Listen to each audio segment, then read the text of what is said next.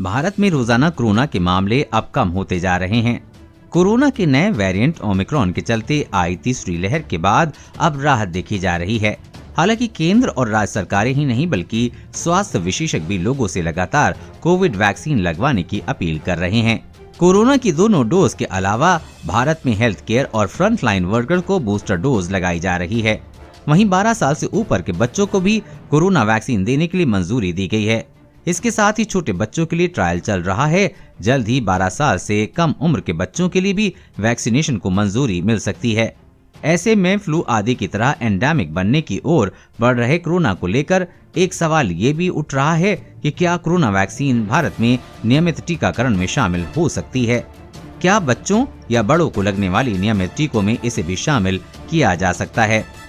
इस संबंध में ICMR जोधपुर स्थित NIIRNCD के निदेशक और कम्युनिटी मेडिसिन विशेषज्ञ डॉक्टर अरुण शर्मा कहते हैं कि भारत में अभी ऐसी स्थिति नहीं आई है कि इसे नियमित टीकाकरण में शामिल किया जाए। वैक्सीन के बहुत सारे तकनीकी पहलू हैं। पहले उम्र और बीमारी को देखते हुए श्रेणियां बनाई गई हैं और लोगों को कोरोना की 2 डोज लगाई गई। दोनों डोज से पैदा हुई इम्यूनिटी और कोरोना के नए वेरिएंट आने के बाद देखा गया है कि लोगों को बूस्टर डोज की जरूरत है। ऐसे में सिर्फ भारत ही नहीं बल्कि विदेशों में भी बूस्टर डोज लगाना शुरू हुआ है। भारत में इसे हेल्थ केयर और फ्रंट लाइन वर्कर के लिए शुरू किया गया है।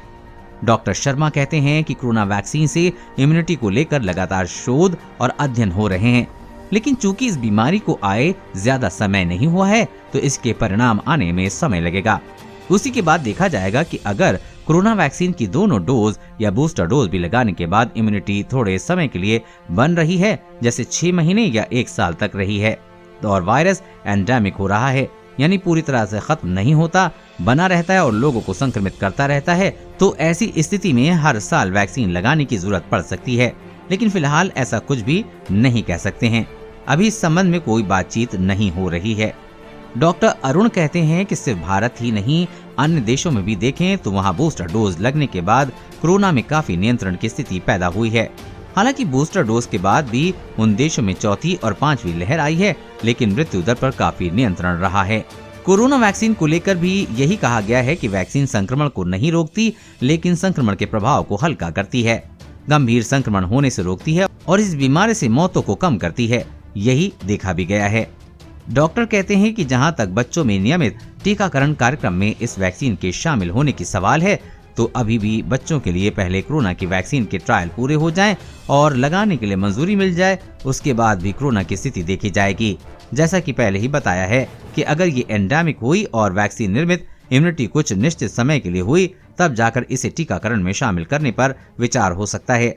अभी इस पर कुछ भी कहना जल्दबाजी होगा।